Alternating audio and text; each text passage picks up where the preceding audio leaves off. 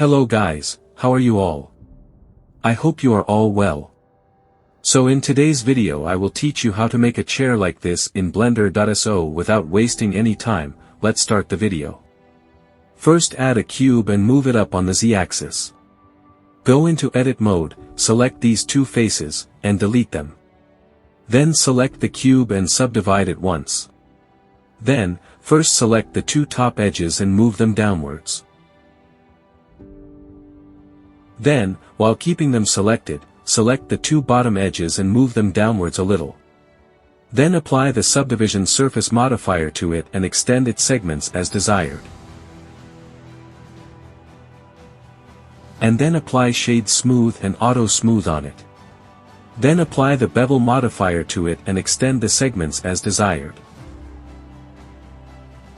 Apply all modifiers and hide it. Now we will make the bottom part of this chair. First add a cube and make it smaller. Then select all four faces except the top and bottom faces and insert it inward by pressing the I key twice.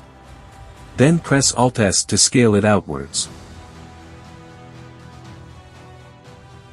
Then apply the subdivision surface modifier to it and place loop cuts on all four corners for support as I'm applying them.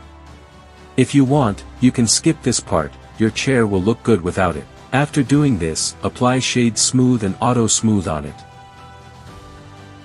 And then select its middle face and extrude it upwards. And also put a loop cut on it for support. Then unhide your chair and scale it a little and move it upwards.